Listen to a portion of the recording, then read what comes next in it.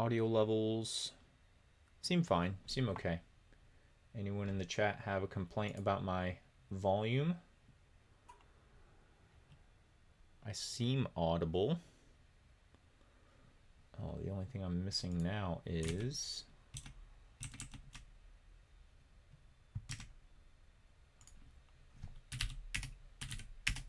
my schedule.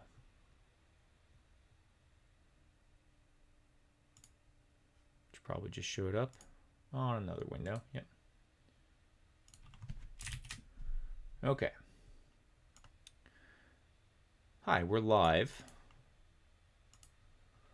So let me tell you about where I am. I'm on day 12.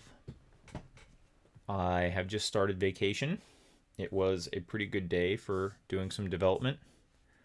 I have posted all of the interviews, 7 total. Action Jake, Polandis, nobody this whole week because I had to go to work and it was very tiring. Mike from Halftone Games, Octashrimpy, Splosions, JT Stefano, and Professor Dave Churchill. All those interviews are up on my blog and the EngJam community sites. As for my own submission, my project, Make Rogue Face Engine, this is kind of the start of my big push to finish what I was doing. So I think I'm in good shape. I have a devlog, which I'll, yeah, why not? Why not just talk myself through how I got to where I am? So kn4obl.net, that's my ham radio call sign. And oh, look, there's the interview with Dave Churchill.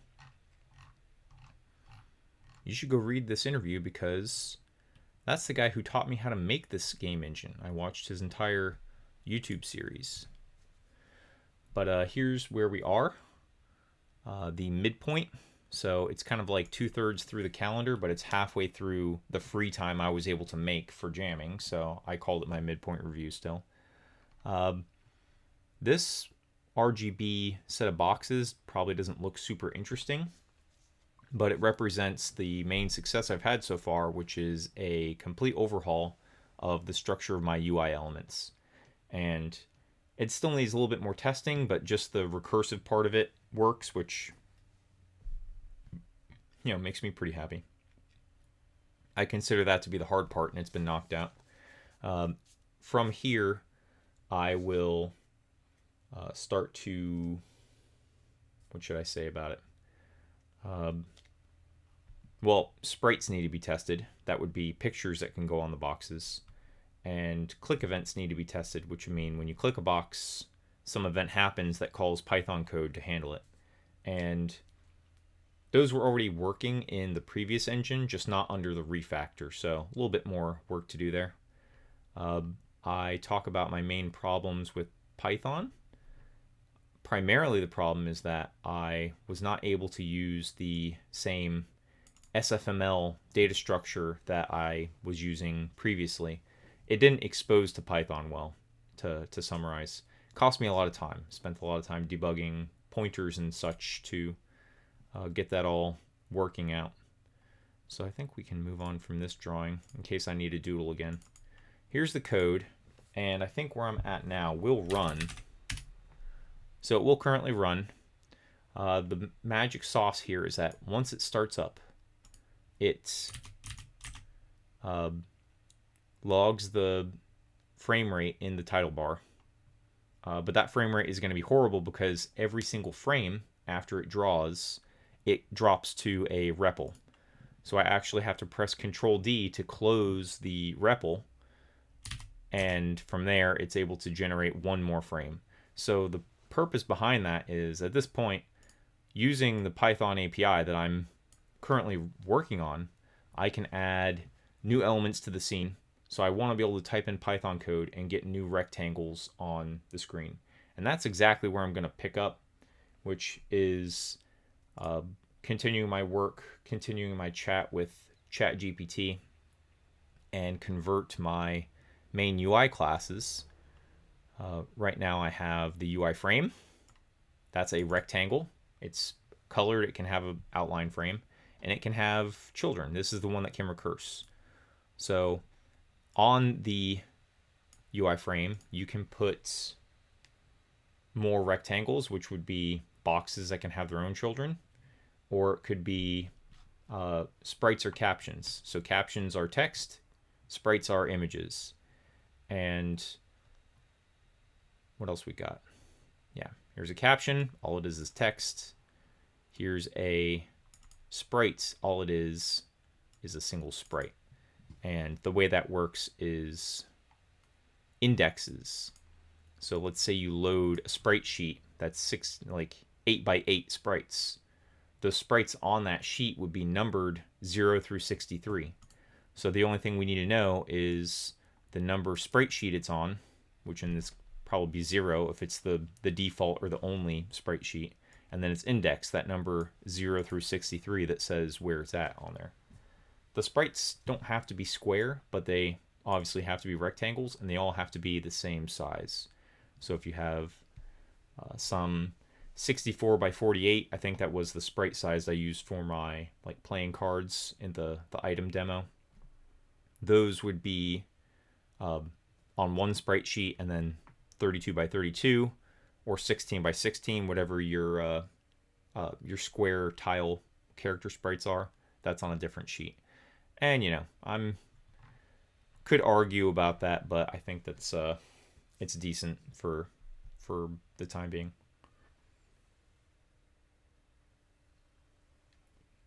All right, let's get cracking.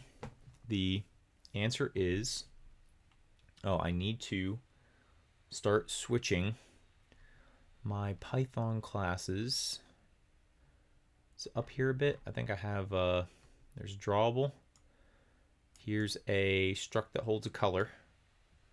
And presently right now, this is programmed but not tested, so I can't say it's working. But the color is inside a Python struct that holds it. And I'm going to change that whole thing according to an experiment I'm working on, which is going to be for all of these classes to get structs, which will look like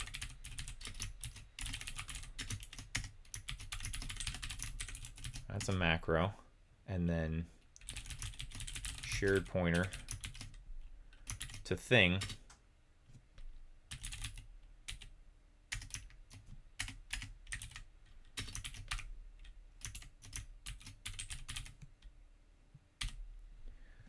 And that'll be color,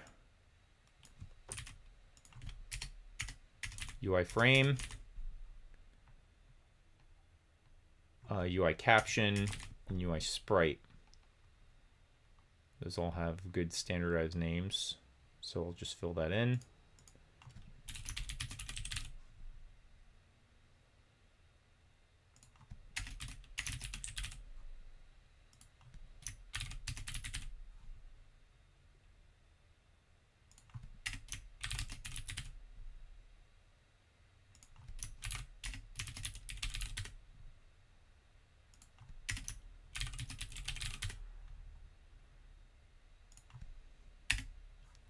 What was the last one? UI sprite. So maybe I need a forward declare. I do need a forward declare these stuff. So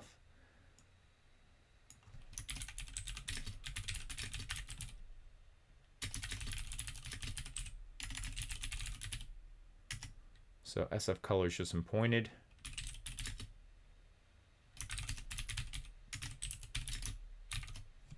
Do I need to derive this here? Maybe. How does like resources? Just class. Oh, that should be fine. I don't think game engine derives, but I don't think it matters in this context. UI frame, UI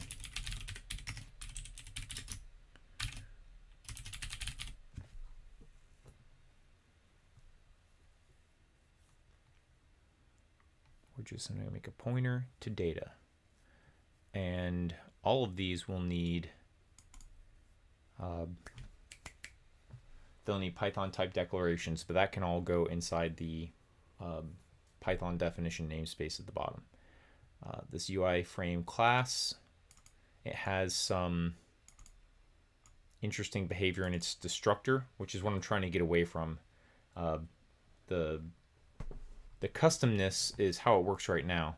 This is the thing I made earlier today that I already don't like. So we have two fields,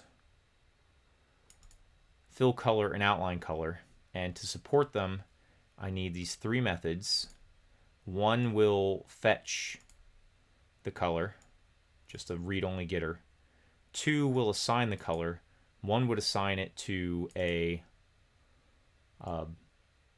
like a C++ object, a instance of color. It would copy all its fields. And the other to a Python object in which it will set the pointer, the pointer to the actual data, to the inside of the Python object. However, increase the reference count on that object. So it would hold it as if it has, just like in Python, if you write A equals B, they both point to the same list or something. That list has its reference count equal to 2. So just reference counting on those additional copies would keep them alive. Python wouldn't garbage collect it until C++ is done with it, which is... I didn't test all the Python stuff because my list of objects isn't shared with Python yet, and trying to figure out how to do that, I realized that I was making myself a huge mess with this system. Only allows like it's either a Python object or it's a pointer that this thing creates for itself, which is not great. So this is what we'll be chopping out, and instead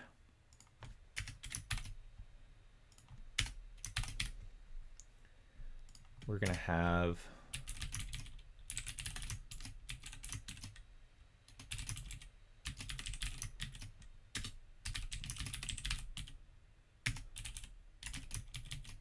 and I can just put 2 of them. So this is going to break a lot of stuff. Do I need to do anything else with these? Because the result here will be fill color, outline color. We're just going to share a pointer with it. We're going to let it get garbage collected when everybody's done with it. And I estimate these things will have approximately 2 references to them.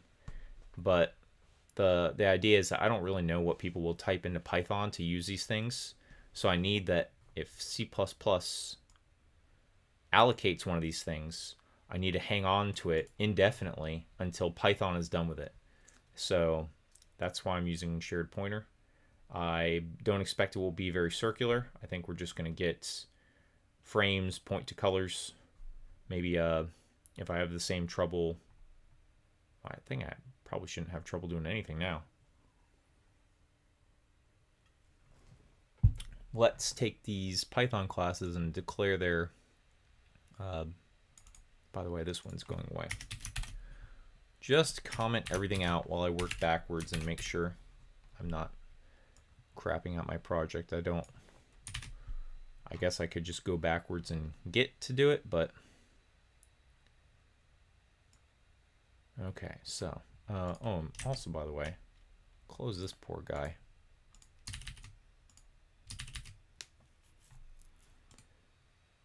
Copy these. I'm gonna take them downstairs. So we're going down to, that's a lot of stuff. Yeah, and this color class is going to have to get massively updated here. Okay, so how does this work? Let's just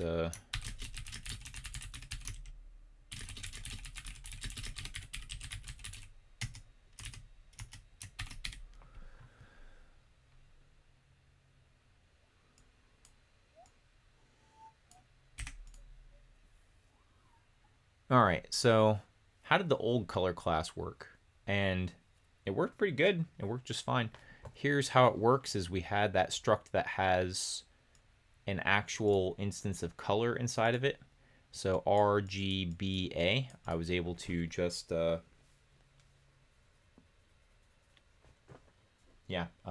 that thing up. And what that will do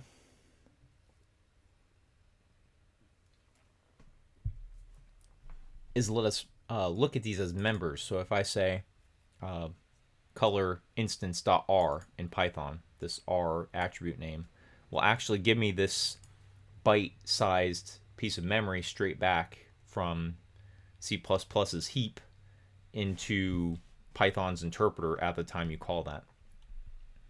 Which is great. One problem, it doesn't know that it can't treat it like an integer.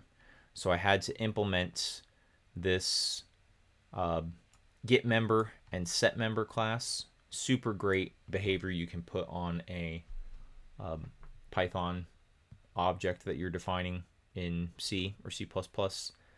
And also this terrible, awful void pointer to whatever. This is a payload that lets me say, well, you can use it however you want in the setter getter definition.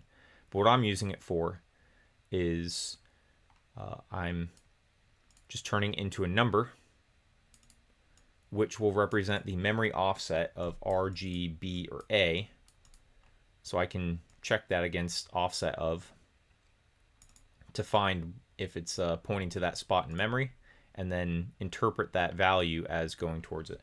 All of this noise to say that I want to use the Python, the PyColor get member C++ function or C function in response to assignment on a member, and that is translated by the way, here's the same sort of thing, another void pointer to data that we interpret as an integer, and use that to fetch R, G, B, or A, and also, what does that say? Yeah, to set it to a value. This one gets the value out of memory, and if they try to set it outside of the range of a byte, which is 0 to 255, it caps it. Here's the get set thing. So if we say .r, .g, .b, or .a on that Python object, this structure defines what C function should be called in response to that. So we add as our additional data the memory position of that attribute we're trying to modify. So it could have also, we could have also just put like cast the number 1 as a void pointer and pass that and then look at 1. But this is just handy because if I rebuild the objects, the memory addresses move, but the offsets are always findable at compile time. So cool. And finally, here's the PyType object. We're going to need this for, we might need getter setters. We might need, I probably need getter setters. But we definitely need a type object for everything, which I'm about to copy paste a couple times. So the idea here is, oh, and all of these are, this is basically invalidated, all this work I've done. But I needed to remind myself because I'm about to duplicate it. So let's actually cut this and I'll put it into a notepad on my other screen. Grab my type structs, color, frame, caption, sprite. All right, let's get PyColor, PyUIFrame, PyCaption, and PySprites. Now this is the spot where I get to shed off all of the dense naming convention and just program in Python with caption, sprite, frame. That's exactly how I want it to be. So this would be UI frame.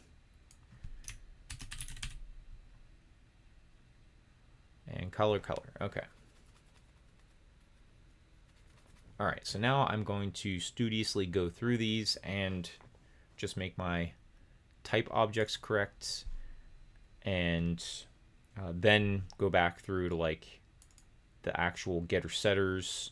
I think we're going to need, I have to look at my other notes, dealloc maybe, because we're not just going to call TP free. We want to let the shared pointer do the work of determining whether or not this memory is ready to be freed. And as long as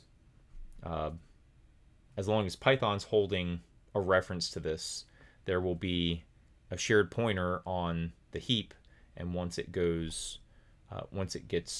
reset by Python's dealloc or whatever methods, then the shared pointer will update its reference count and do its own cleanup.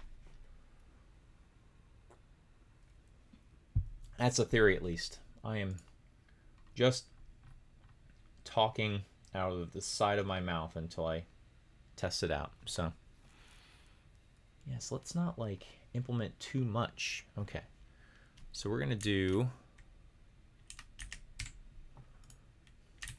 dealloc, and that's gonna be, could do this as a cool, let's see, pytype object point to TP free.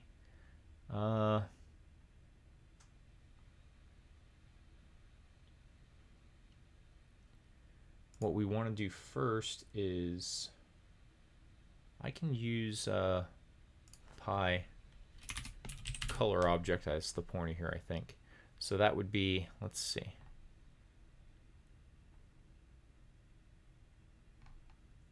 Oh, it's in a comment. PyColor object data. So if I get a PyColor object here, it'd be obj member by pointer data dot reset.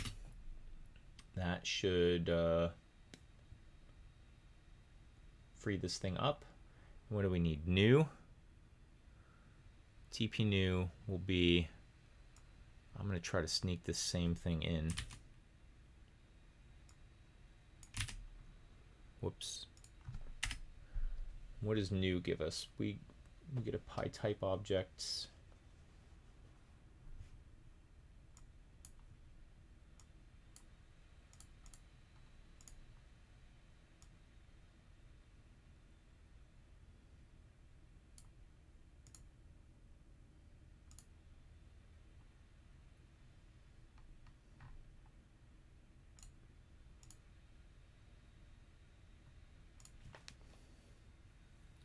Call new, could parse our value. Let's see. What do we need for new?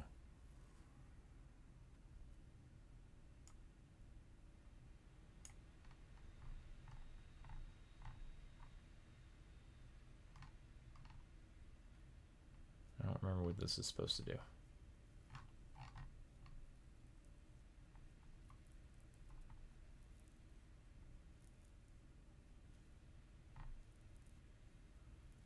What did that do? What did the last one do? So for PyColor type new,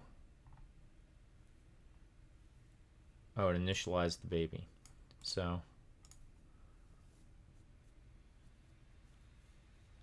that looked like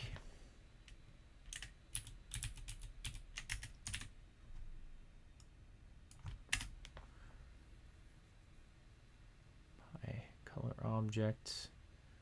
Okay, so we can cast this type into the type struct I'm defining, which would be, I think I might have to accept pytype object and cast it.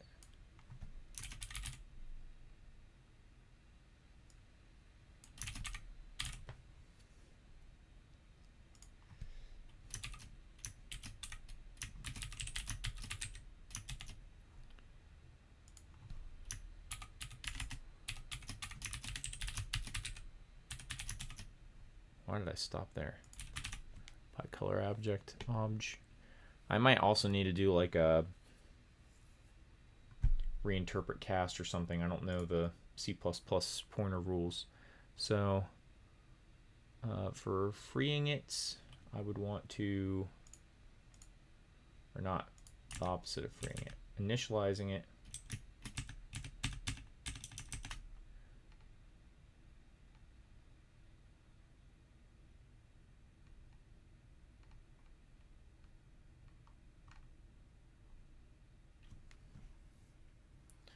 So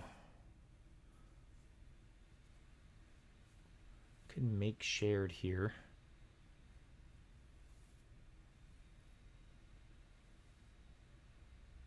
Data equals standard std make shared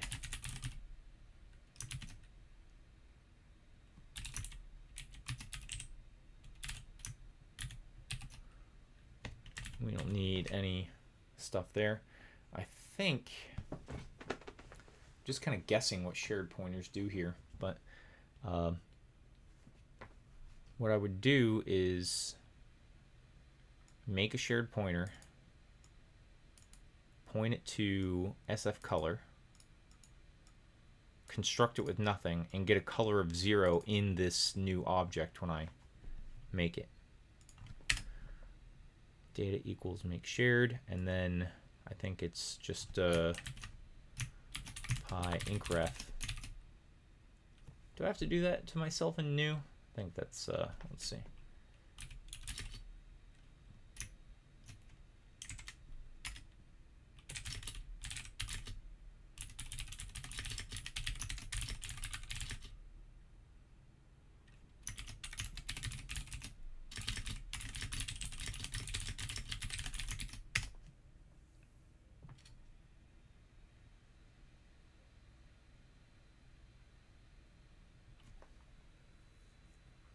It'll instantiate it itself, and let's see.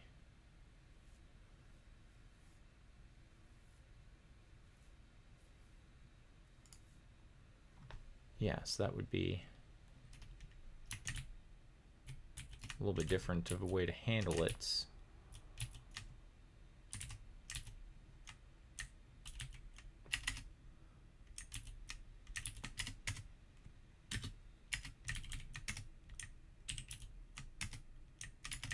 No incref in new, but we should say, okay, that's going to be, I'm doing this wrong. Obj is going to be the type. I need an instance now, which should be, this is the actual struct instance that's going to be managed by Python. So that would be a PyColor object, and we're going to set its data to a new pointer. So that would be PyColor object pointer self equals cast obj or type, I guess, tp alloc.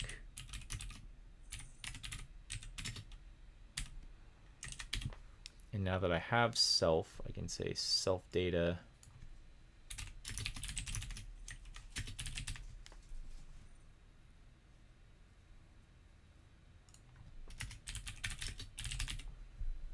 okay, so that's new.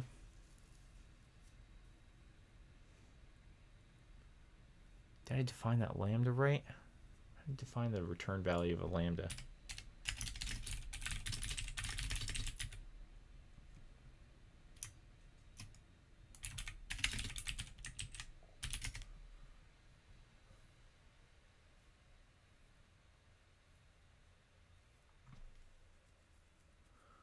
Okay, so I can do this to say it returns a, and then implementation. Okay, so this will return a Python object. I shouldn't have to cast it, but it's not pretty, but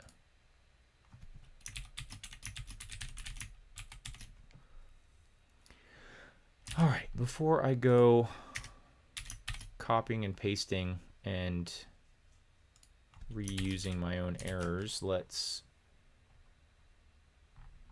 comment out more stuff. PyUI frame, all invalidated.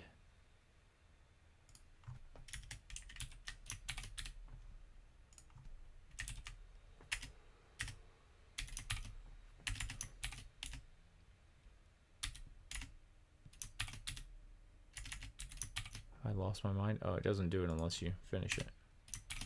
Okay, so if we save that, go to Rogue Face and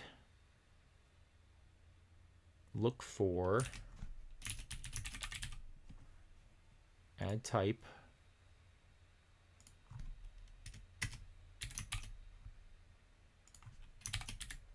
comment out that. Let's make sure I called it the right thing. PyColor type. A lot of commented out. Okay. PyColor type. Struct. Static struct. Let's take a crack at it now.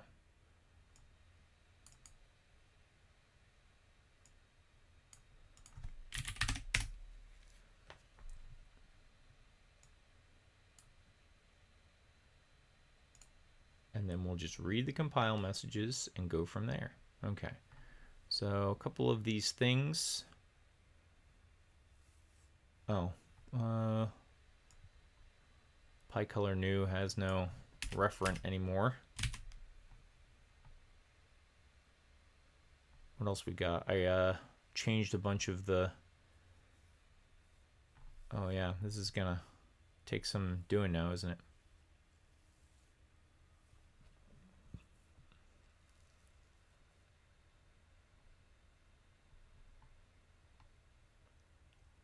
I don't think I am forward defined across the whole file. And in UI, what does this say? Line 129. Nope. UI.h. No. PyColor new. Yeah, that's the wrong line number now. So PyType object. Okay, I got to put it as the argtype here. I wonder if that's going to be an issue later.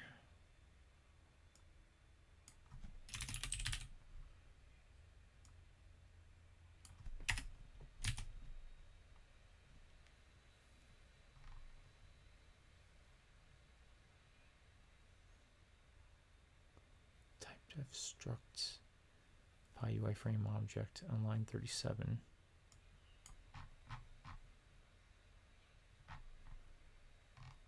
So I think these, there's the color. I need that struct to be available in the UI frame class. But for the rest of these, skip the forward declaration, put them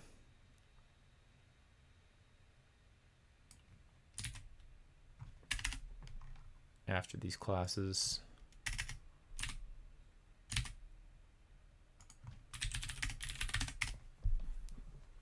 Try again.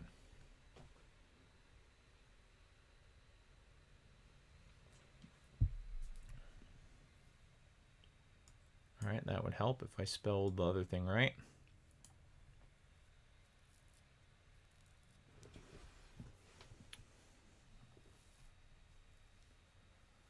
What else we got?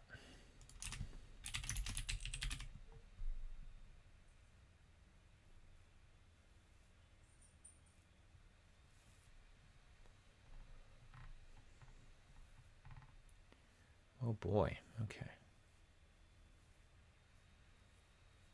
In scene.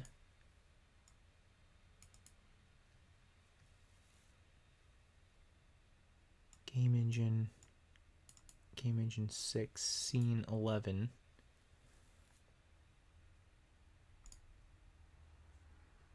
UI.h, yeah. Line 135.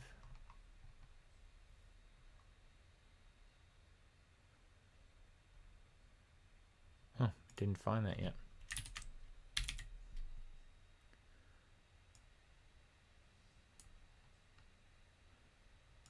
Color object has no member TP alloc.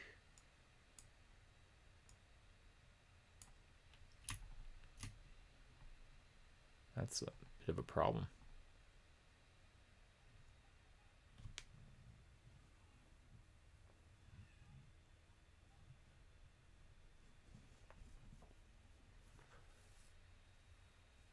It's based on PyType object.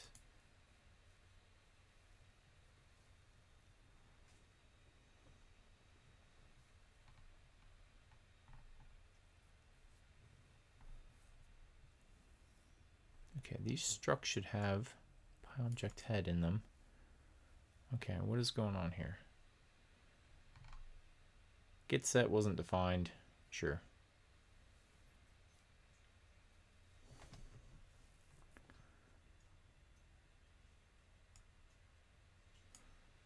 This one I don't get. Oh, let's see. PyColor objects has no member TP alloc. This is in new PyColor object. Do I really have to say like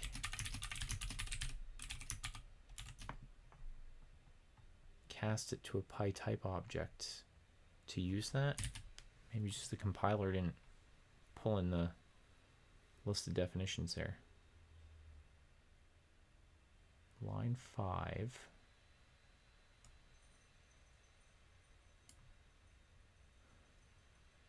This is .h. I never did a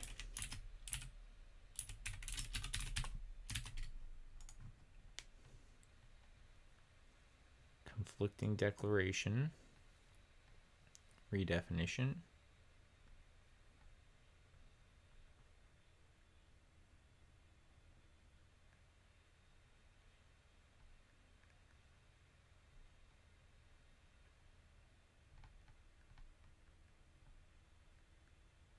Redefinition.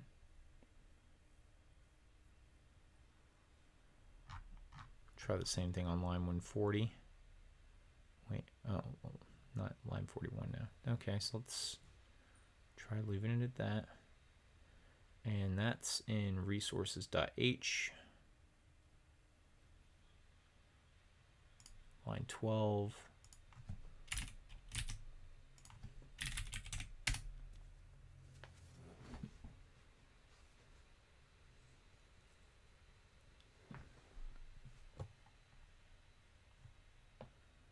Okay, still with that.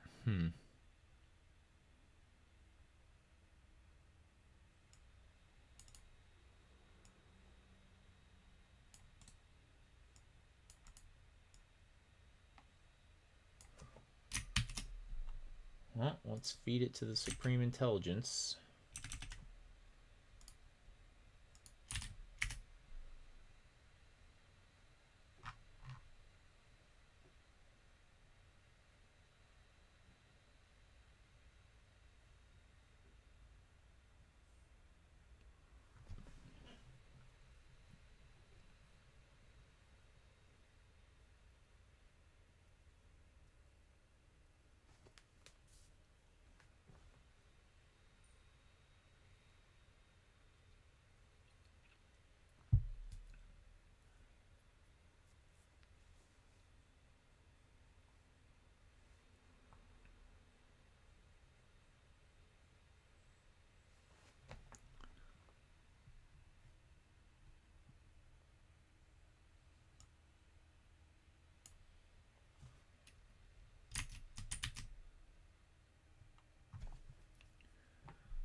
Okay, just to stop confusing myself so much, I'll go to line 140.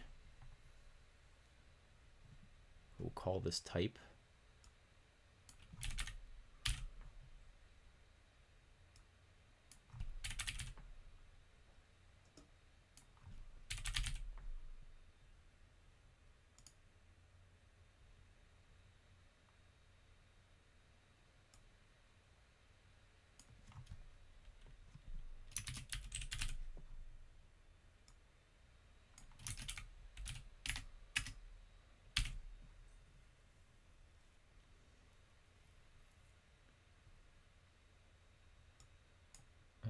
that's why.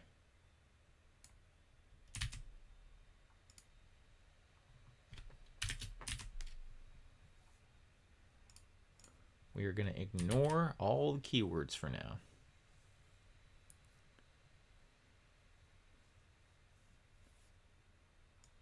Get a bare traditional pointer from TP-alloc. If it works, we will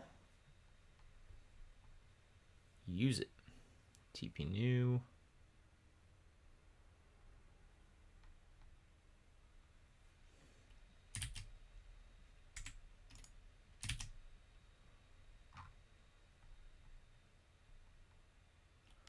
What does it say? No known conversion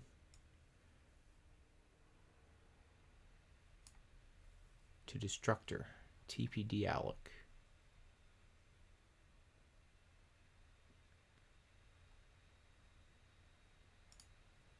Void star PyColor object. So I may have to say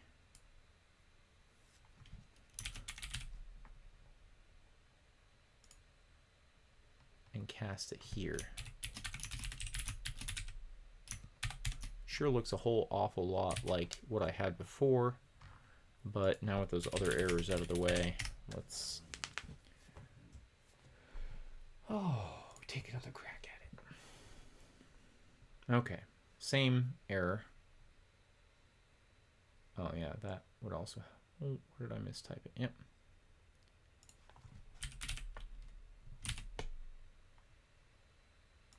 And by the way, let's do the same cleanup right now and not leave a mess I have to think through later.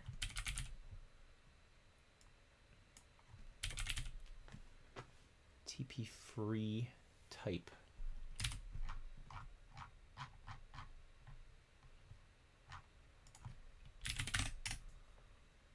I had something that worked. I had to try to make it better.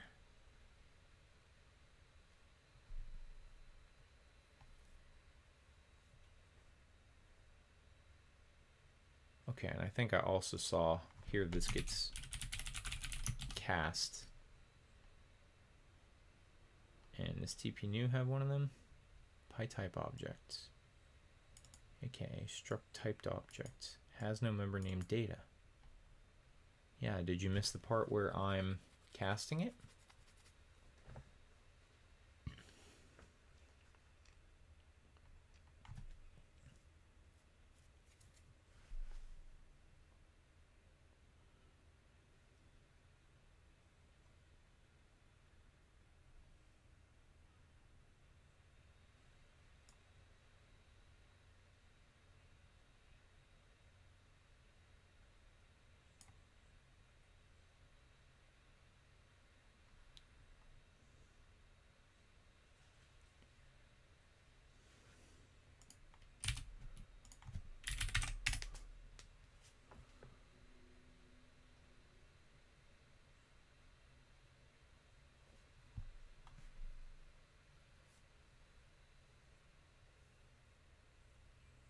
Okay.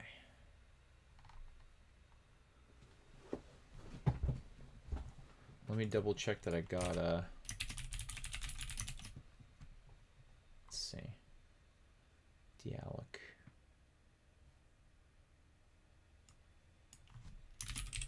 Some say this, some say the other, so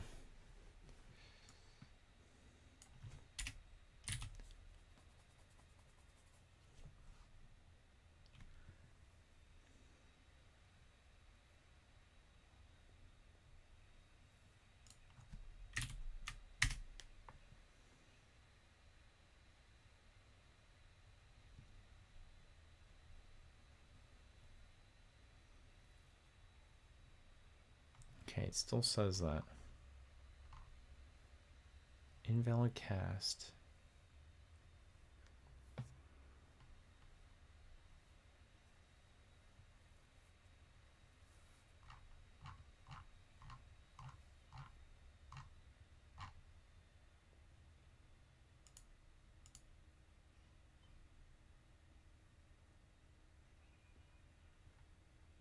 PyType.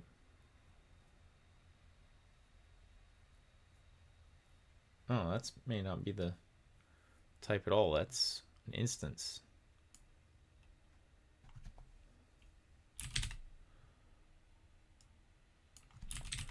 Stupid thing to clean up, but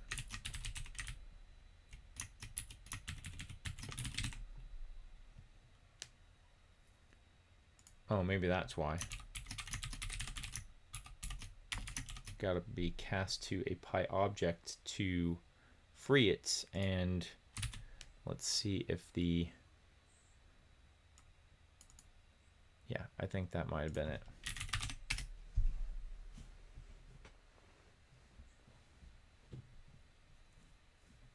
Nope. Let's see.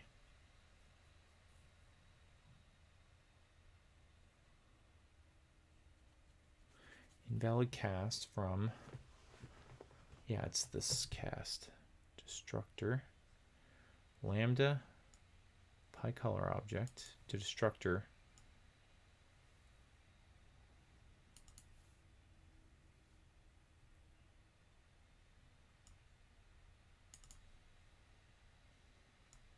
I mean, let's try type object.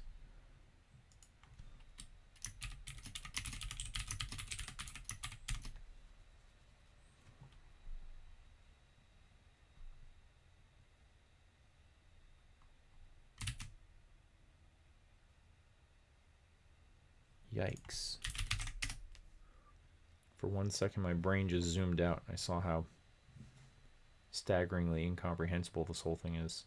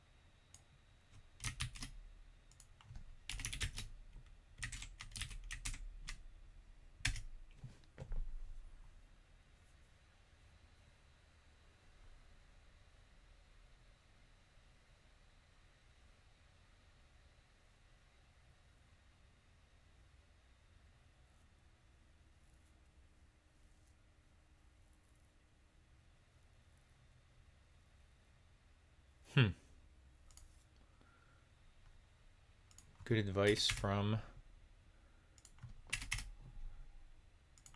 the robot of the internet. Okay, so that looks good. Well,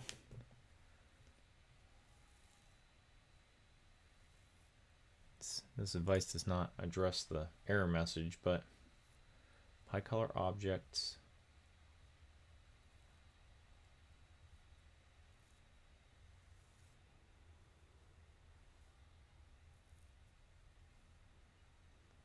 Is it Pi object self? That might do it too.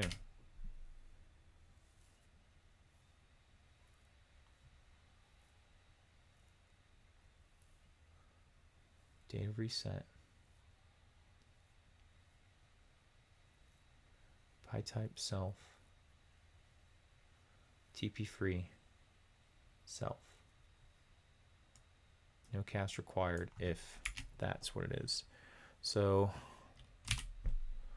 if that works, it would mean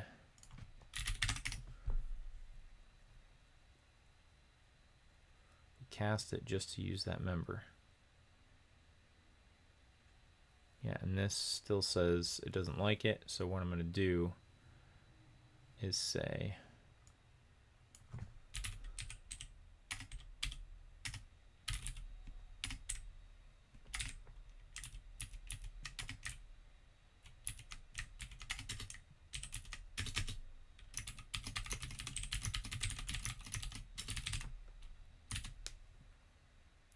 and that would be without the space traditionally.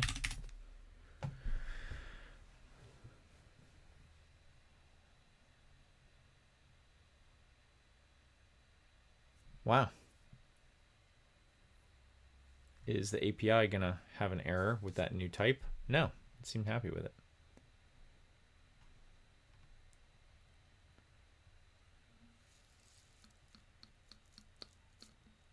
Resources.cpp. Misspelled vector somewhere else. Anticlimactic.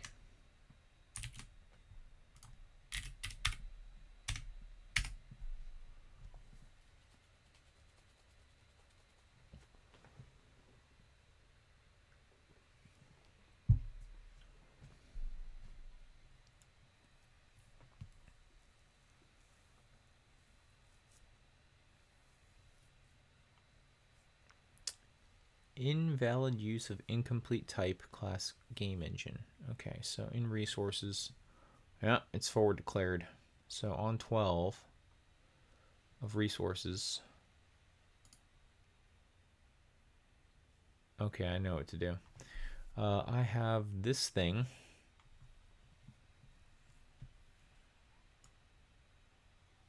I'm going to move it to the game. And this is the H file. Let me just bring them both. It's pretty much the same. So I can stay off resources. Game. Okay, so what is this thing? I'll tell you when I get to game engine. Okay, so we're going to make a new public member on the game engine, which will be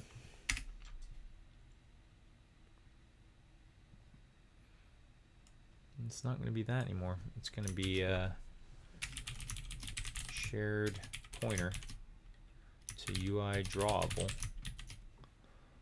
That, and then this guy, the implementation, will go to gameengine.cpp, go down to the bottom,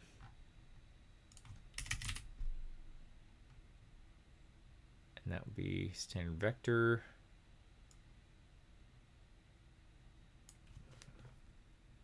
Pointer to vector. Yeah, sure. I don't know.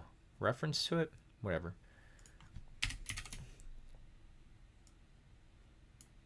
And that would be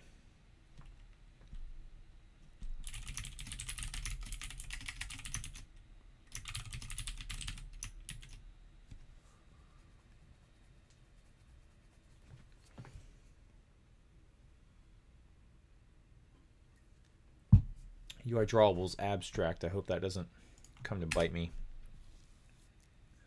What does H says? Standard vector.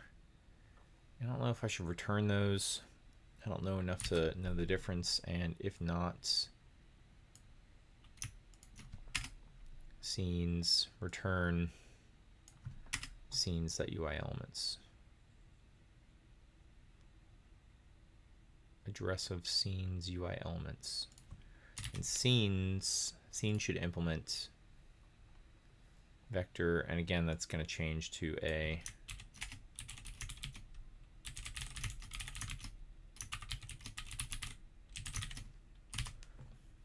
so on game engine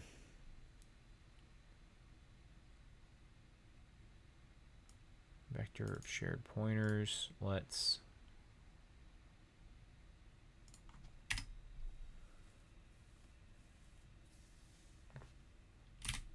see if that's a disaster.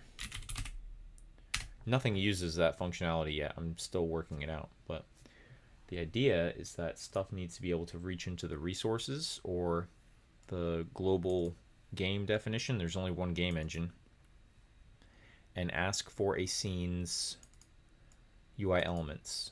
And I need to be able to add things to the end of it, which would basically allow Python to shove a new UI element onto a scene. And what does this say? Online CPP error primary expression. What did I do? This is all I added, right? I have something on a signature. It's not defined, but let's see what it says.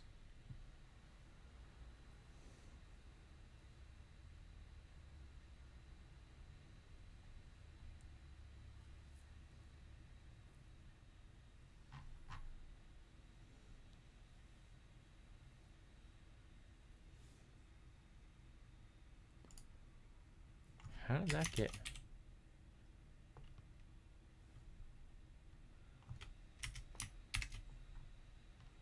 What button did that?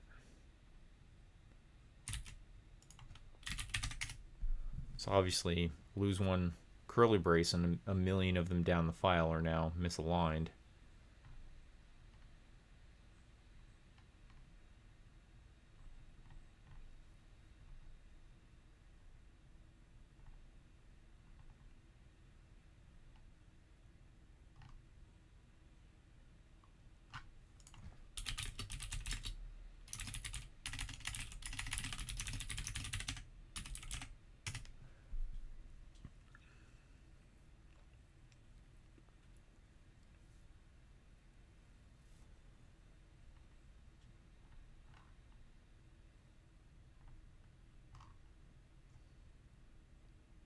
Line 59.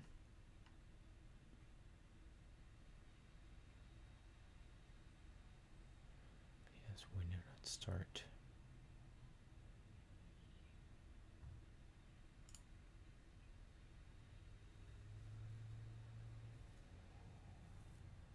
Kind of like save it to get the right difference. What does that even mean?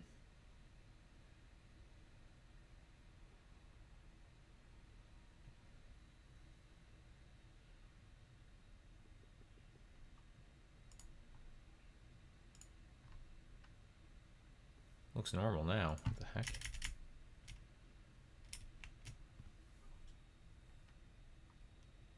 It's line 116.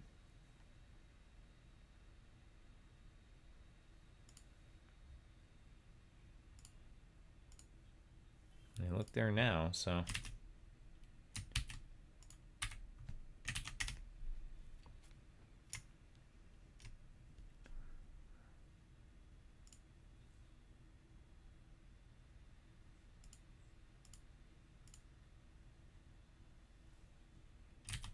right.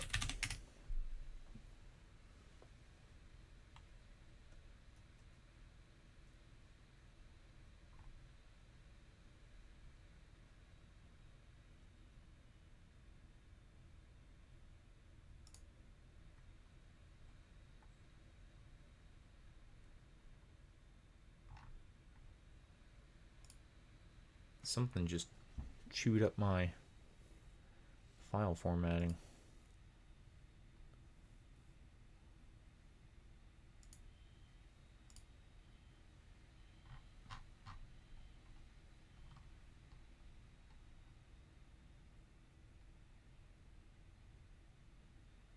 Oh, I'm looking in the wrong file maybe? Let's see. GameEngine.cpp 63.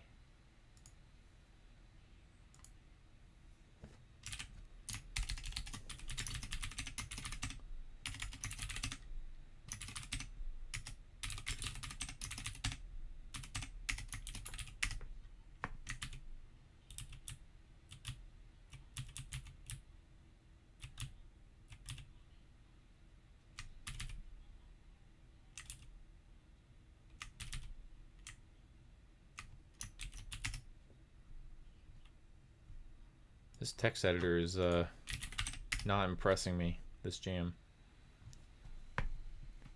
I wanted to try it out through the whole jam and come up with my input, but like glitching out and not saving the file correctly or showing me what the same text that's in the diff is very suspicious.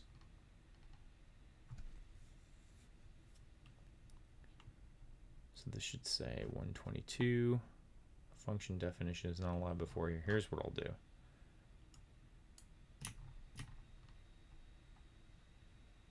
I'll file my own, this guy. Just take this. Notepad.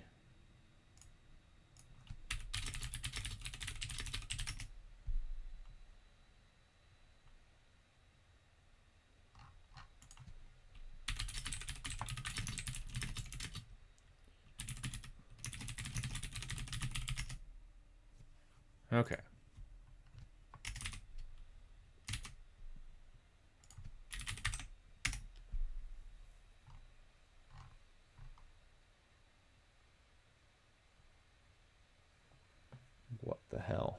Okay.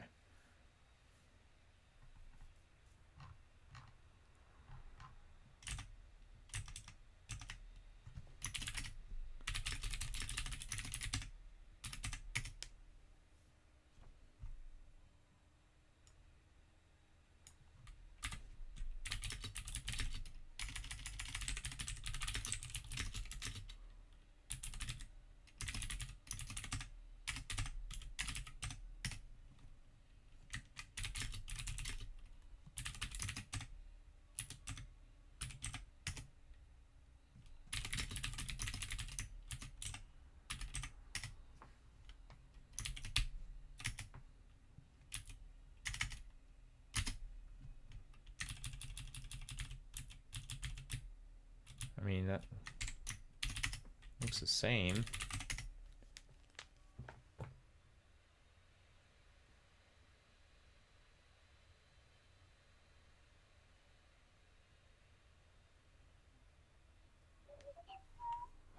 Okay, I changed it to that. So let's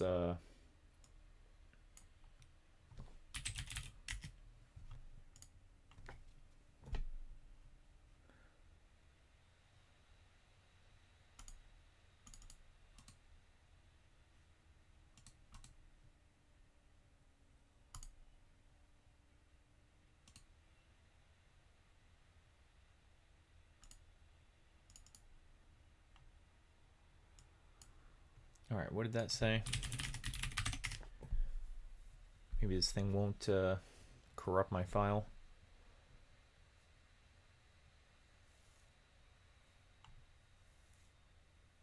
Okay, so oh, that's why I was returning a pointer to it, because I need to be able to return null if it's an invalid scene. So let's go back to GameEngine.h. It is a pointer. Super Pinky Promise. And that's probably going to fail. Yeah, because it's corrupting my file. Man. Okay. That file has bad luck. I mean, I don't even know if I should use this text editor at all if it's going to do that. Get reset. Now it's checkout. Source.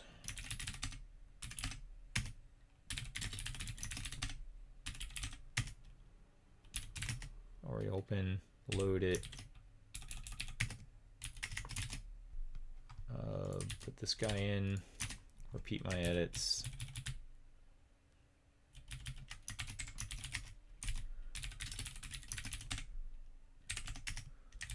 It's gonna be okay, that one's good.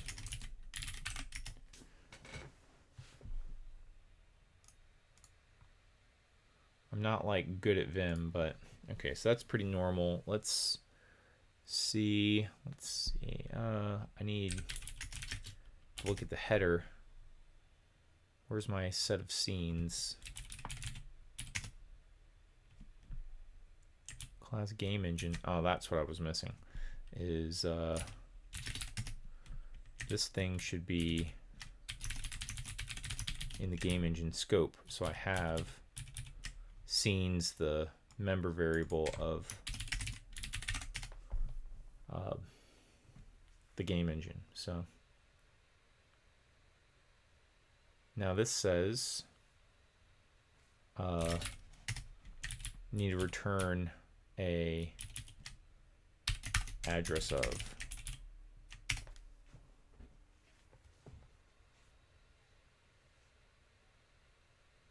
What does that say actually? Member by pointer? What's in scenes? Oh, it's a pointer, yeah. Forgot that.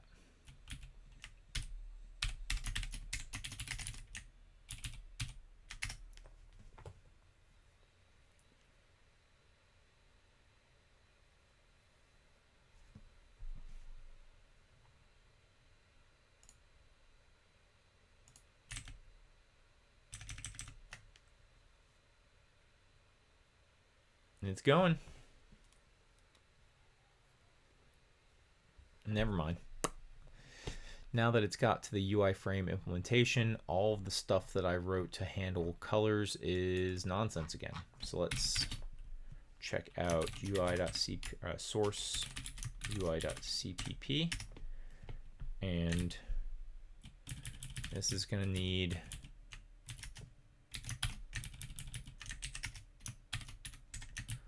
figured out. I don't really have to do anything on a shared pointer. So that would be fill color, fill color, fill color, outline color, outline color, outline color. Goodbye. Here's how we render it.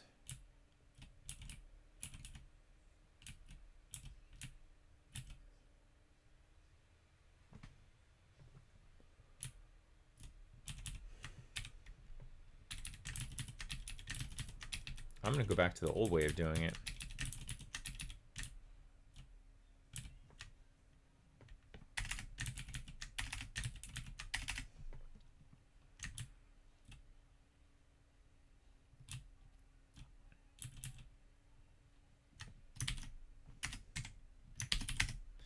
So all that color stuff with raw pointers is going to be gone. And let's check out UI test scene. When it actually instantiates, we have all these guys.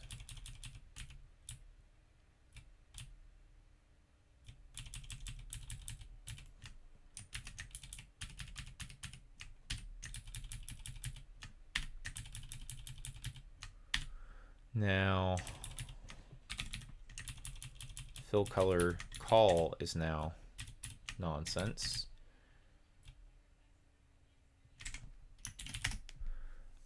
And I need to go to UI.h to change the UI frame to have a box on it. And that should render just fine, because here's my theory, is that if I just have a Python struct that contains one single smart pointer, I can implement whatever the heck I want in C++ terms, and it should work fine. So I should be able to hold on to a SF rectangle shape if I use a shared pointer, instead of counting on tpalloc is not going to be generating that object. The make shared method out of C++'s standard library will, and that should actually work. What about these guys? Pointers to color.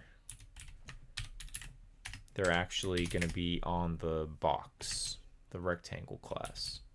So what did I just break?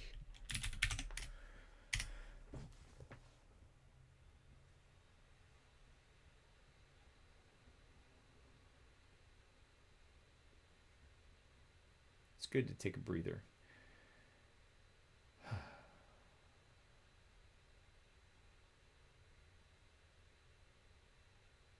Oh boy. Fill color not declared, UI.cpp.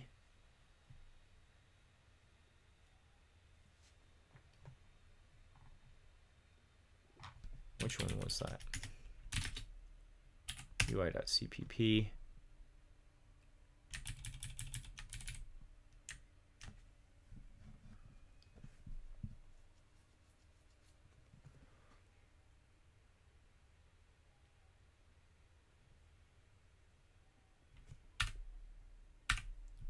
Okay, so this draws box.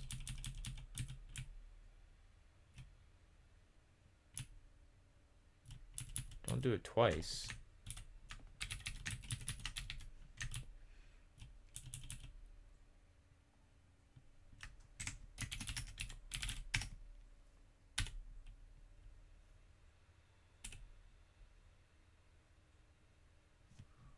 It's this one, XY. How did I do it before? offset plus, oh, it would be box.get position.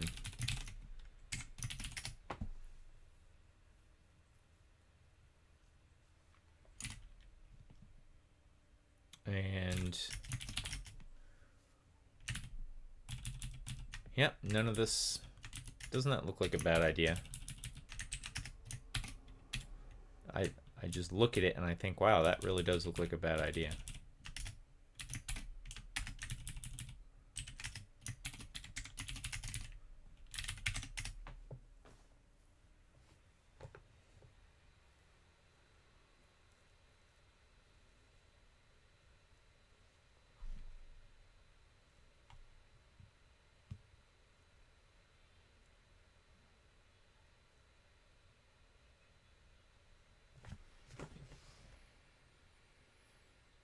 There it is. Okay. And I think I took those off. That was a little premature. How did I want to do this?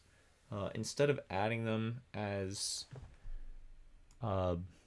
members on the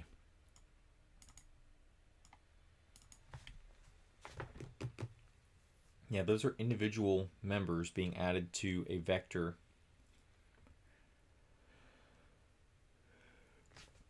I don't want to add them individually. So let's use that thing I just put on Game Engine. Did I even have this open? UI test scene.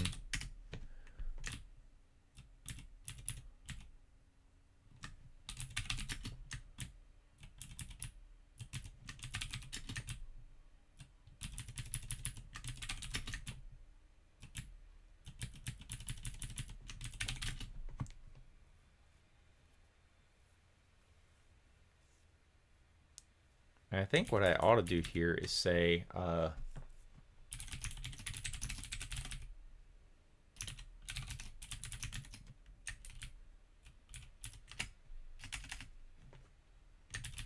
and then change these to arrows.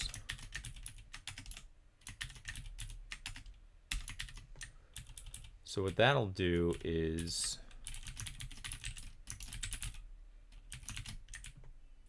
I'm going to make a shared pointer of this new object. I'm going to modify it all up in the local scope.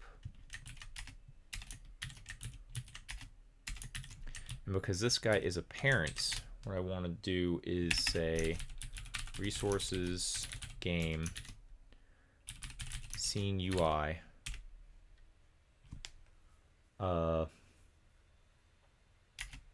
argument would be, I think that's the what I called it,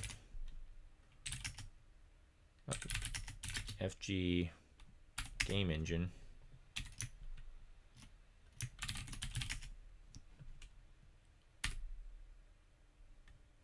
Did I have a UI test scene that I deleted and then redefined one? I'll have to check the Git history to be sure. So this says new UI test scene, UI test. So just press minus. Yeah. UI test. That will give me a pointer to a vector. Let me just say UI equals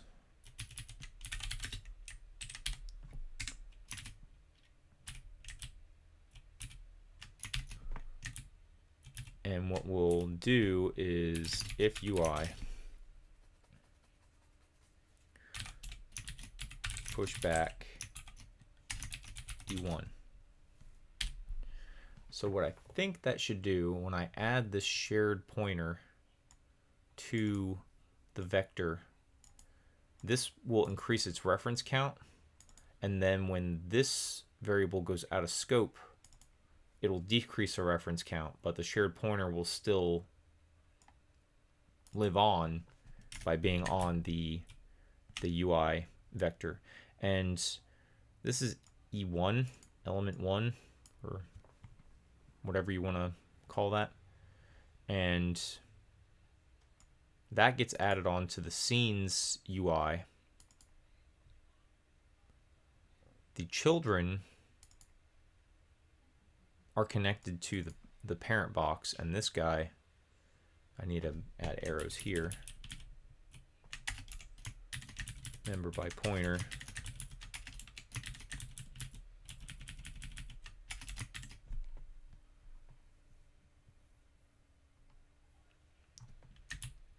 Auto E2 equals make shared this guy, and then member by pointer, member by pointer. And this is the part that added them to the local UI elements. But instead, I'm going to say, what was it? If UI push back E2. E2 was supposed to be the tippity top. And the reason I had to define them on the UI test scene before was because I was just sending a pointer of them away, and they have to stay in some kind of scope.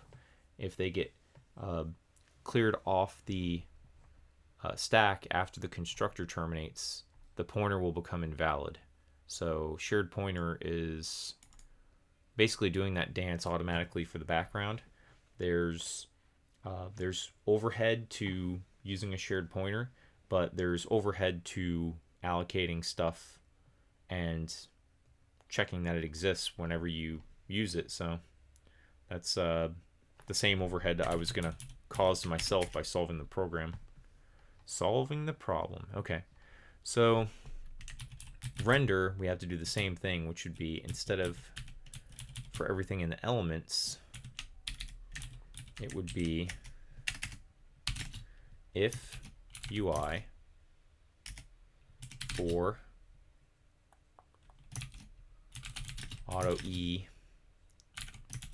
UI, and that should all say if E render, and UI is going to be the same def as before. I'm adding one map lookup to the render loop, but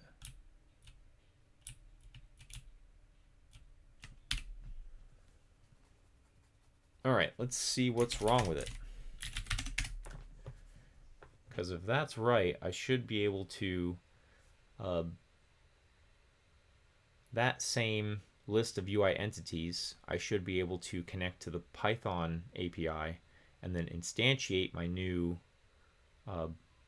Python UI structs and get them injected into the same UI vector and create new UI elements from Python on the screen here. So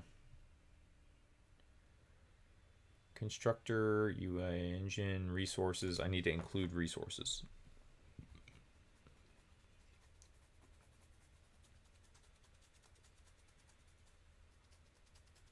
Oh, so when I make shared, I actually get a reference back? Shared pointer, UI frame, has no member, named children. Yeah, that needs to be a pointer too, but E1AA, did I mess up one? Let's see. E1AA equals, yep. Forgot you. Sorry, bud. What else did it tell me? E1AA, fix you.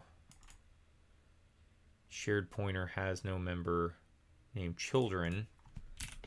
So line 30, missing an arrow. E1 children, E1A children, E2 text. Sure. And needs resources.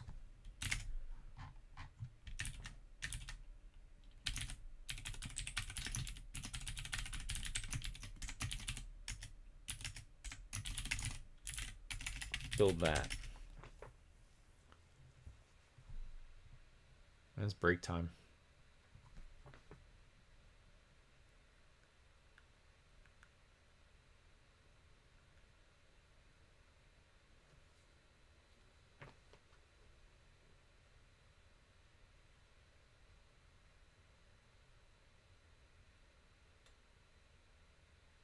Compilation failed. Actual error says, whoo, it's one of them. Okay. No matching function to call for standard vector, UI drawable, pushback, shared pointer UI frame, pointer to. What? Oh, yep. That's my fault. E1, push E1. That worked. E1A. E1AA. Because this is a pointer, we don't need to give a reference to it. We just need to give the shared pointer itself. And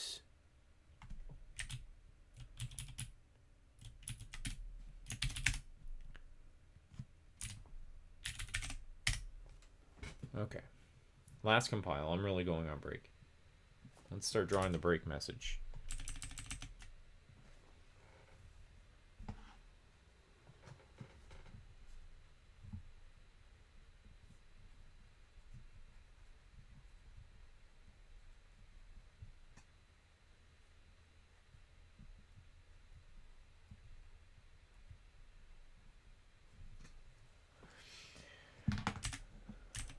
I might come back quicker than that, but still compilation failed. What does it say now? Same sort of error. No function call.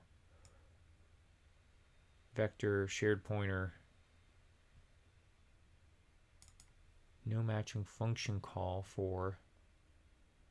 Oh, it doesn't have an iterator over...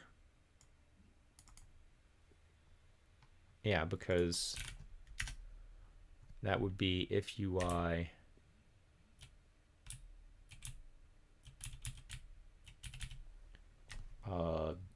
dereference UI. Whoops.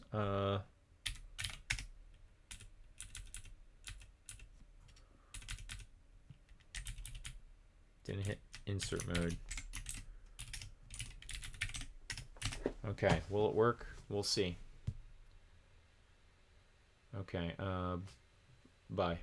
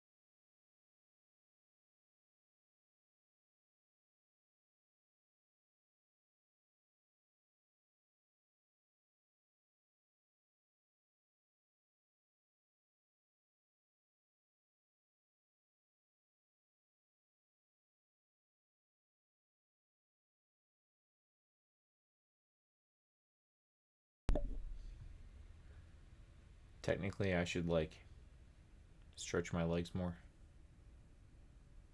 Try not to die of heart disease in my legs or something. Leg disease.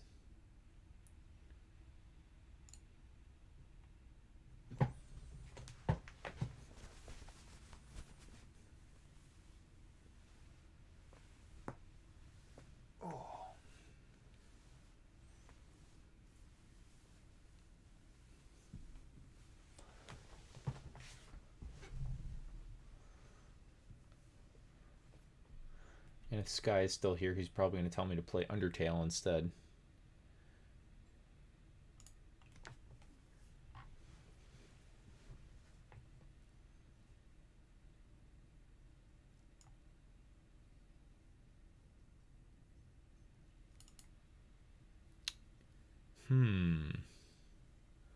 That's what I did wrong. Let's fix that next. Where is it at? Oh, I'm in it. I can't use my code editor anymore.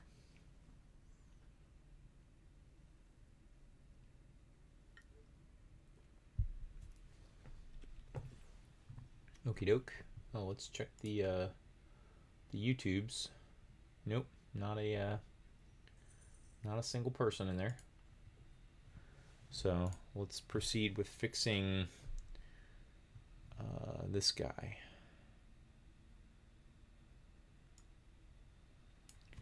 So what happened is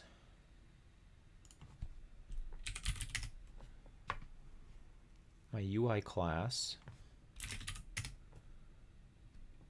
UI frame, has a children vector, which is just bare pointers. We're going to change this to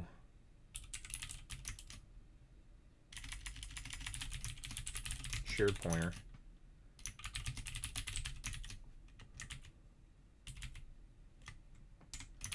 Does that break anything else? Where do I use it? I think it's just in the UI test class right now. The compiler will tell me momentarily if I've forgotten anything.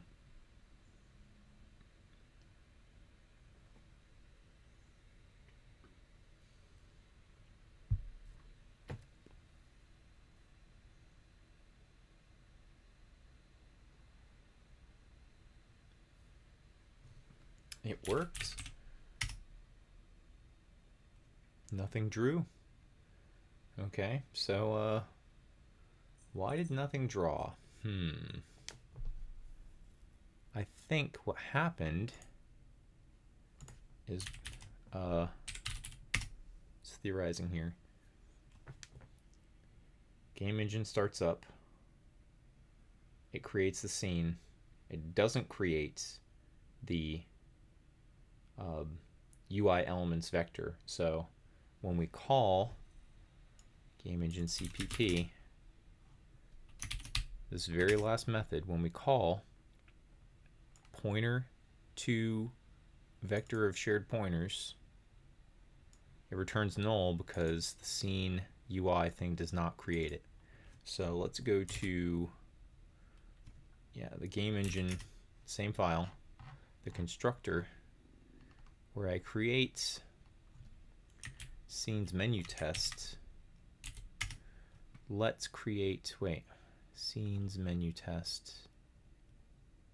What is this supposed to do? Scenes contains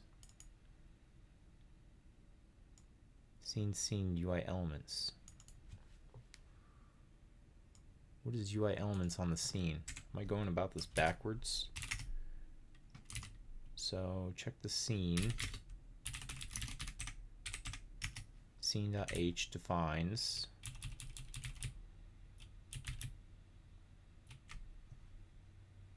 UI elements. That's what I need to be using. So I think actually the error is in UI test scene.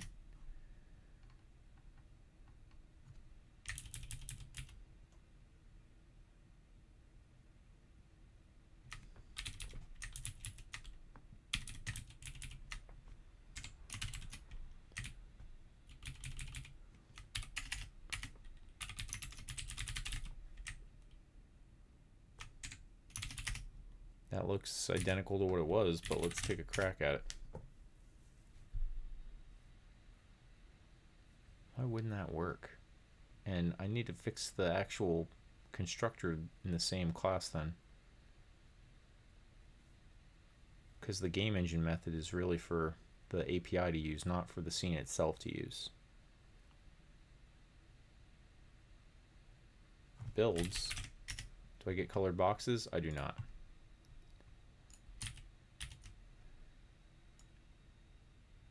Could do without that message too.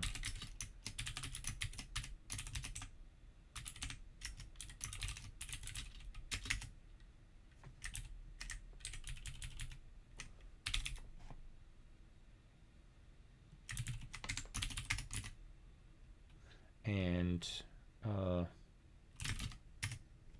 this one up here, UI elements.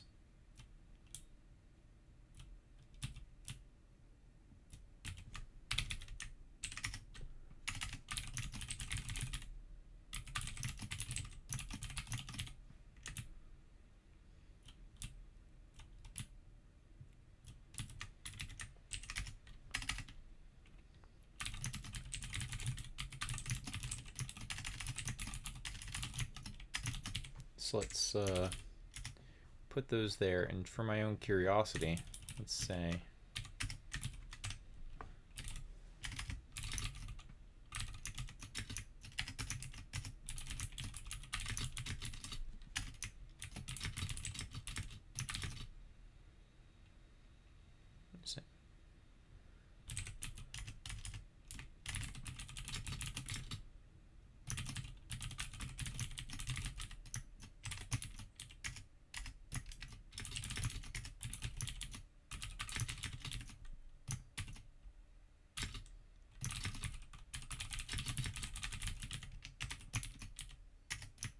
just want to know.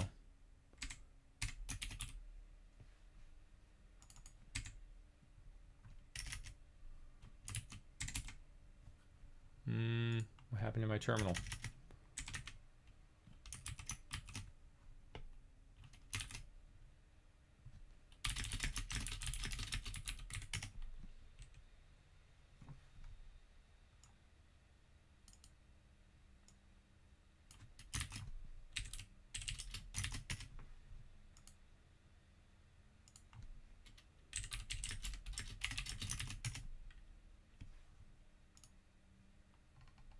Okay, that's freaking weird and annoying.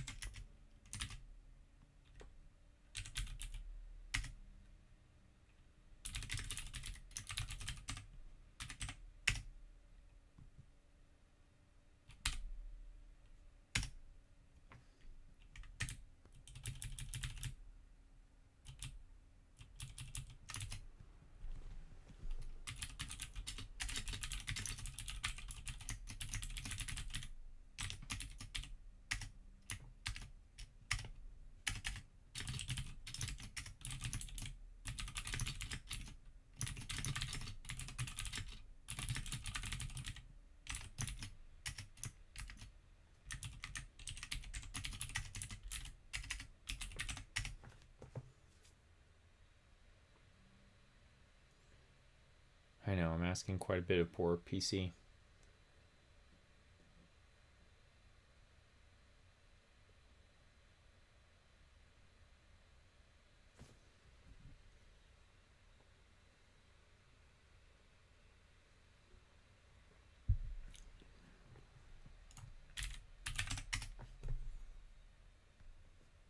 Booyah, well deserved. Okay, so no UI vector was returned, huh? Okay.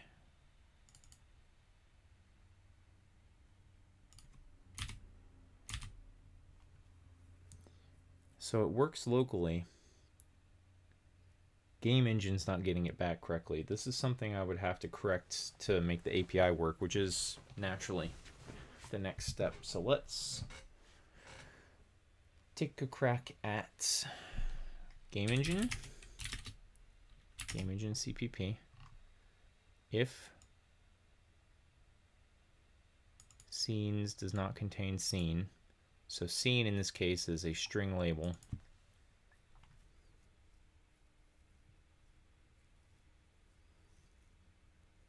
return reference to scene UI elements. So in my constructor, when I create UI test,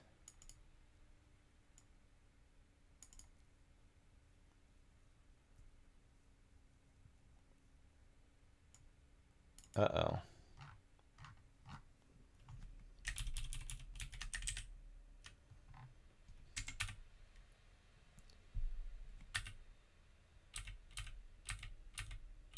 What am I doing here?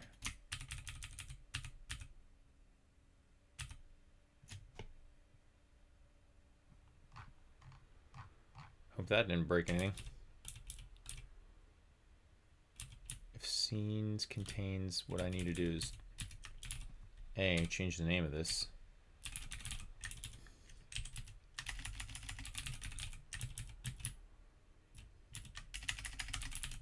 Because scene is already the name for the current scene variable. And it shouldn't change anything.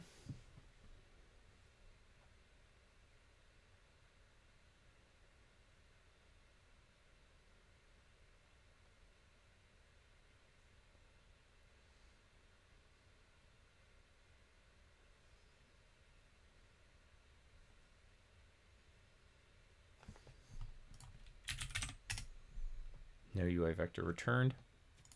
So we need to find something else that's wrong with this. Scenes.contains. That's where the logic is. And just for giggles, let's say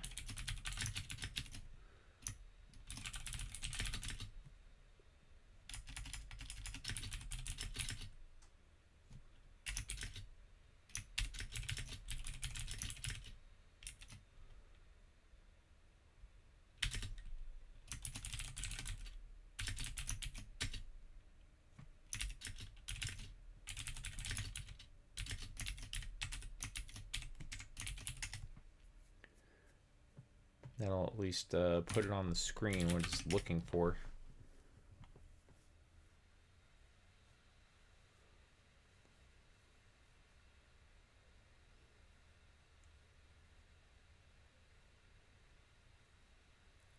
Can really see why people hate the compilation step.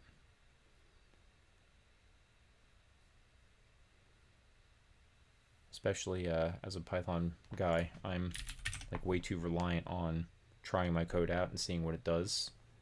In C++, you have to recompile, and that's really oh, that's not great. That looks exactly right. Return nothing. Okay, so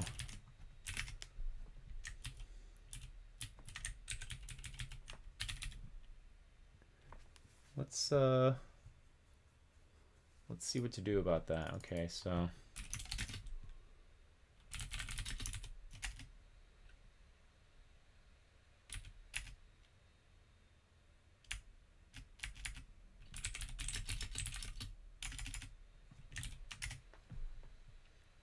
let's just reformulate this.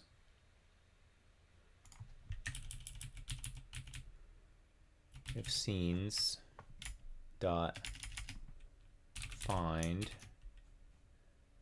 target equals scenes dot end. Maybe I was just using, let me, scenes dot contains target. What does that actually return? I thought it was bool.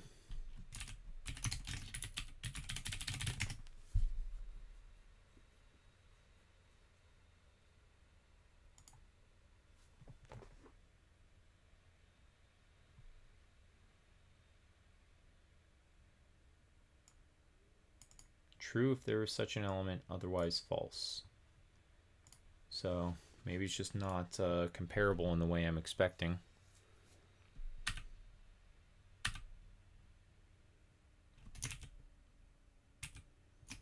So let me just do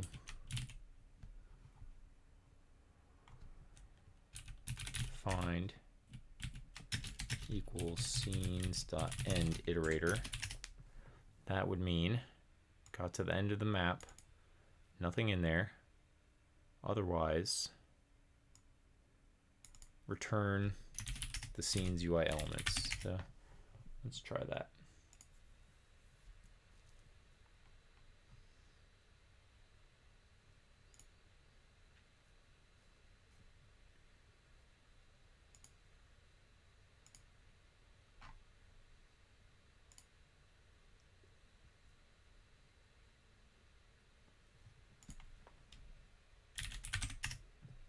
No UI vector was returned.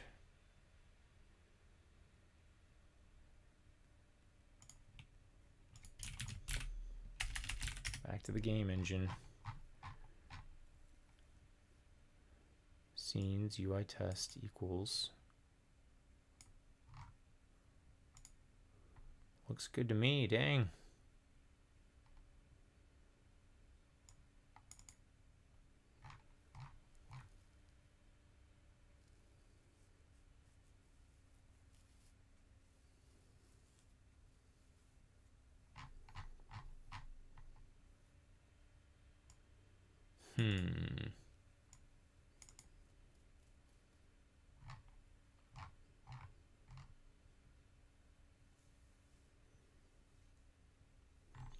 Is there anything else that uses...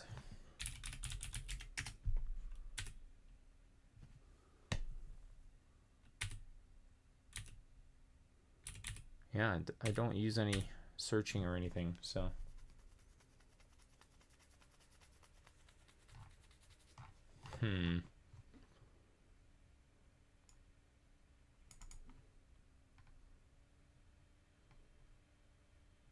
Like, I'm not really a pro at C++, but it just really seems to me like this is not doing the right thing.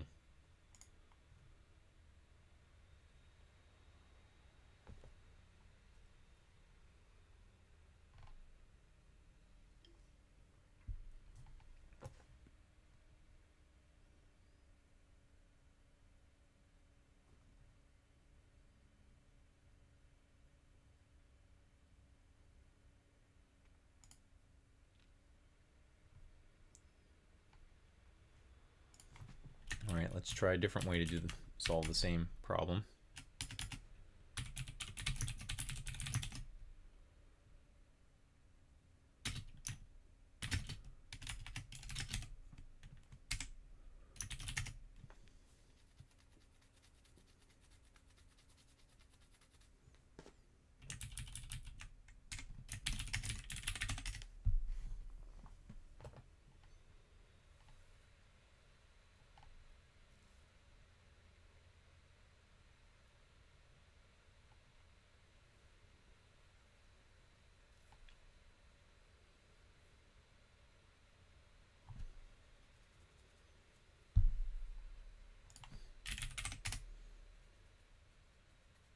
Really bizarre to me.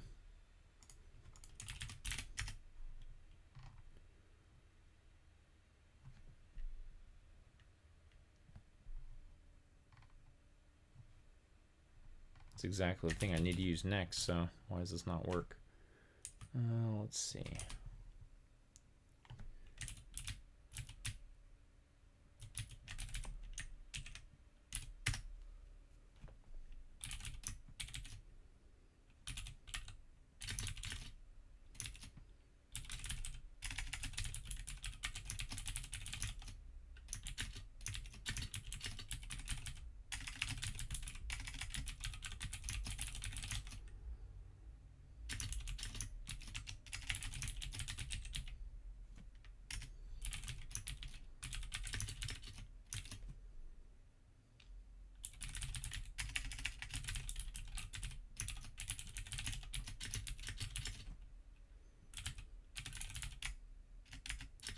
How does it go? Reinterpret cast.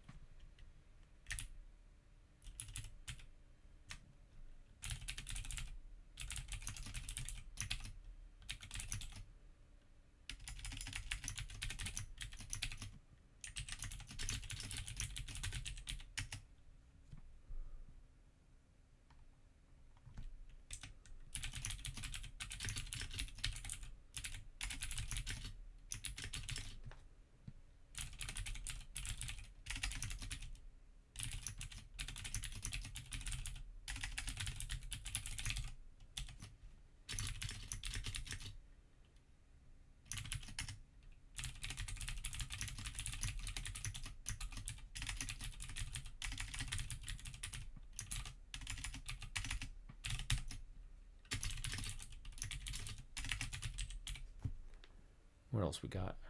Count, find, start and end, and contains.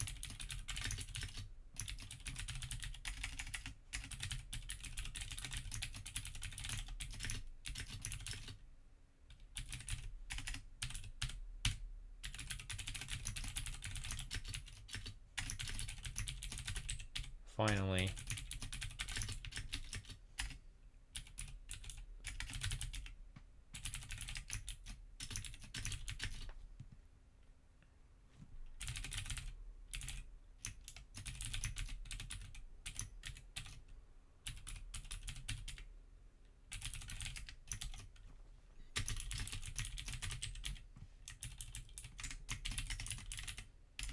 the nuclear option.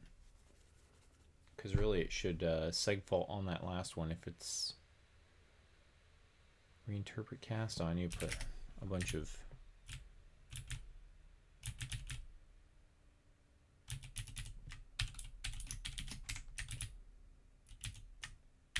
U2, U2,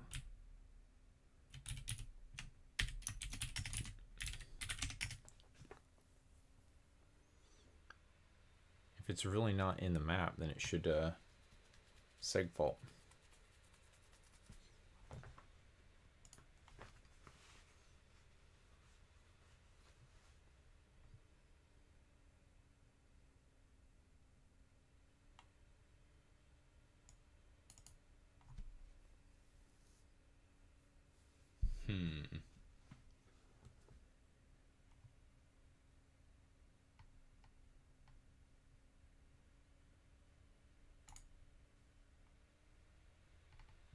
I don't think it's reinterpret cast. I think I just need a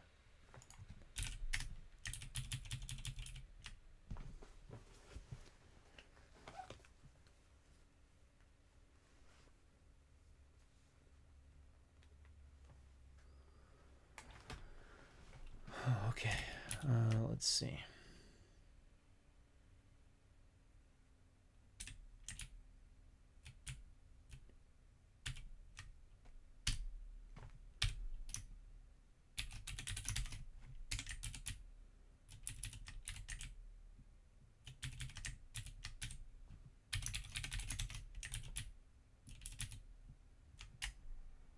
Same here. That was probably wrong.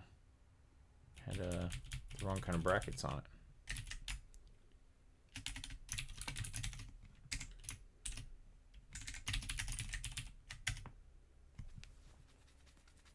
I know I'm interpreting pointers as integers, but let's see.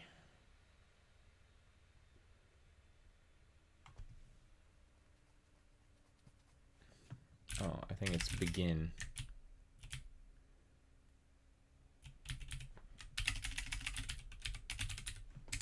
And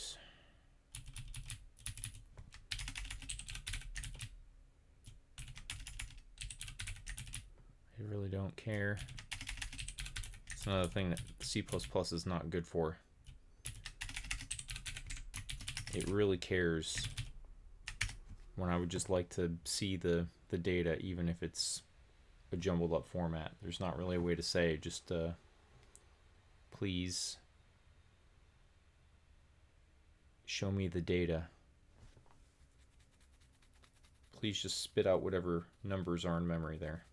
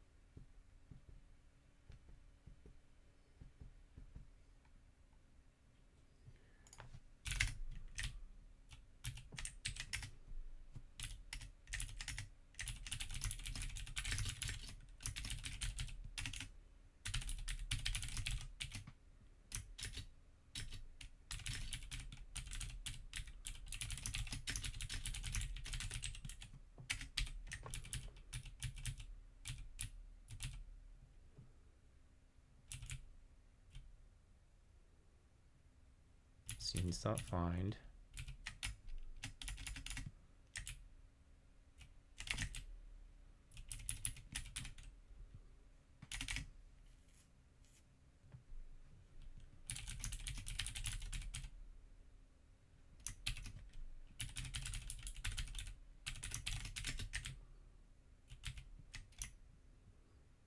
Look how much new stuff I'm learning.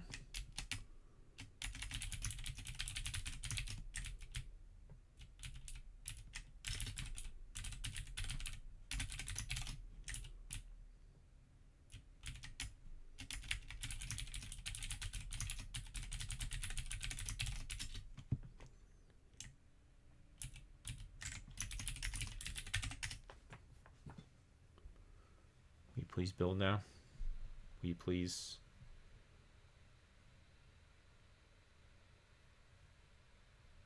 Please show me what's going wrong instead of saying can't build.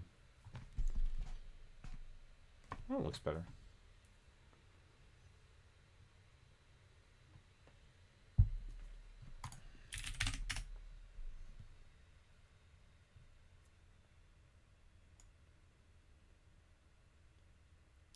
Scenes.size 1.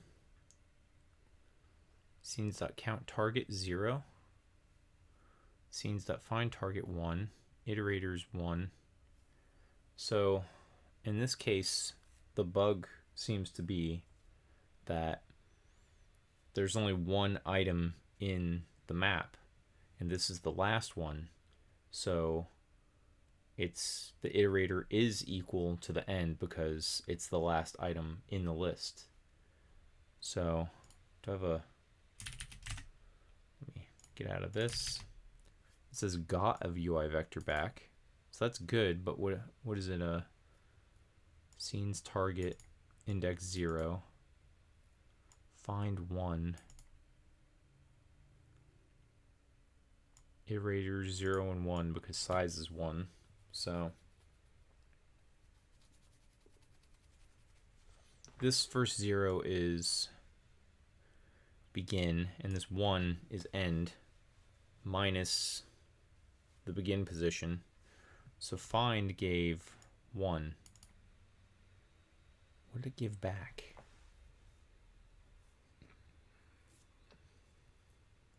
By the way, where did this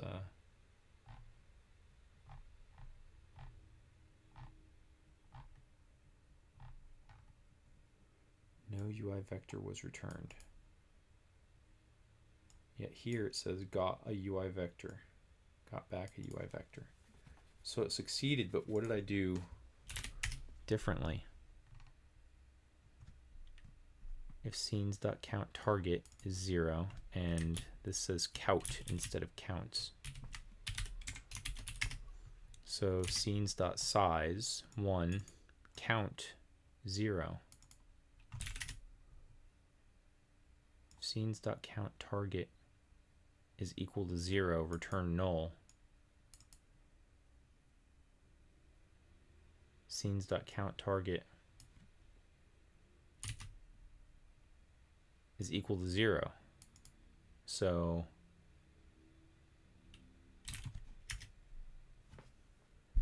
how does any of that work? And this is being called during the constructor, so what might be wrong here is you can't do it during the constructor. This is taking place during this call. It hasn't been assigned to the map yet. So what I really need to do is not do that during the constructor, doing it during a update or render step. But dang, that's really snagged me.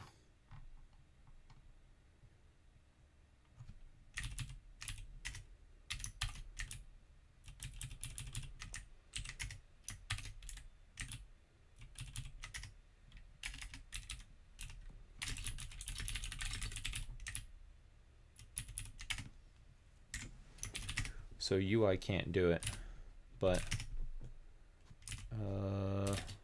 this one.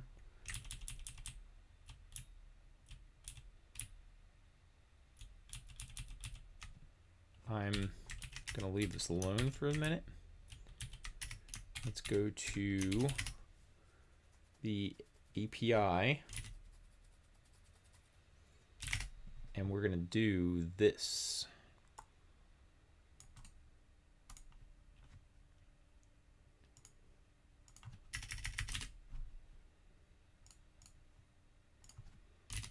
So let's go to, wait, is it open?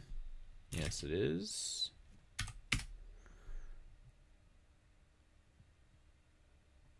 Okay, that's setting up the module. All this stuff is going to get cleaned up. Couldn't be happier.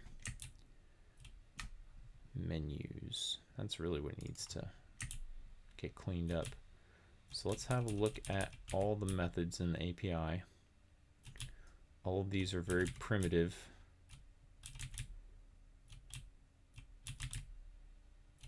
I can't wait to delete it down quite a bit. But let's give back a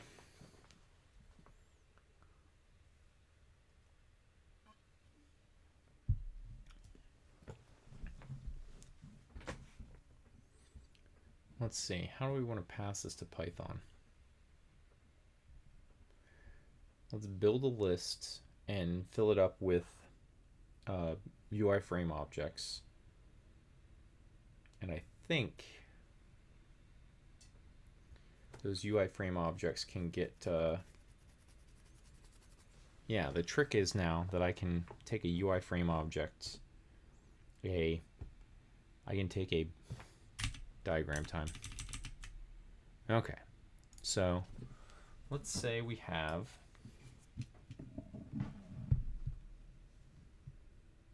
hold on, layers. Okay, let's say we have a Pi UI frame object, and the operating part here is, that's the class name in C++. So this guy is going to hold a shared pointer to a UI frame. Again, that's the C++ class. So that's where we keep our data. And if we go into Python and say, this goes to the API. So if we say, f equals frame in Python, we get one of these guys under the hood.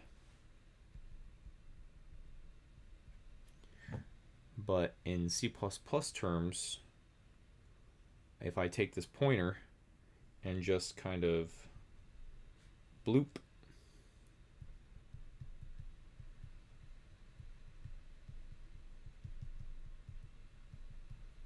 I can do it with a hard-coded menu item that's written in C++. The contents then become, at the shared pointer, whatever I want that thing to be to Python when it interacts with it. So anything like f.move xy. Why did I put semicolons? I'm really just like, okay, it's gonna stay there then. Or like f dot fill color equals, and it's got to be another color, 128.00. So I want the Python code to look like. This thing has got to do the same sort of thing to a Pi color object. Same shenanigans going on. And I don't care who creates it. Really, if Python creates it, it's going to create a shared pointer to a newly constructed one. But I can, if C++ gets a hold of that, modify the contents or just replace the pointer with a pointer to an existing menu. But what I really need is for like F here, I should be able to say like, let me just make something up like mcrfpy dot scene menus. Can even use like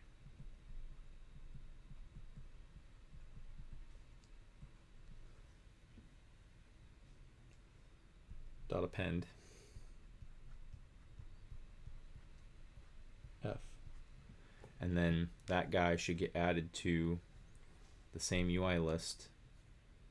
So this would be connected to how did I put it in?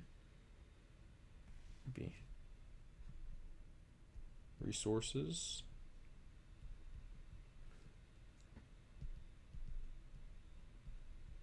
game, scene UI,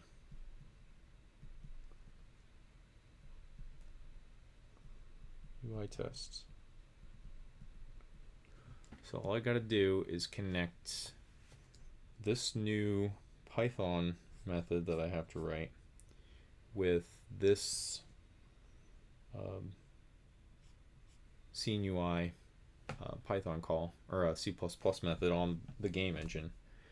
Snag that scenes UI elements, put them into a Python list that the interpreter can use, and let the Python user space add things to the end of it, or otherwise have a good time. I think that's the plan.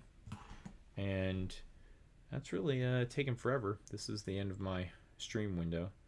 I'm gonna finish beverage and do something else for the rest of my night. So thanks for watching if you watched, and thank you. Bye. Guess is dati što brat.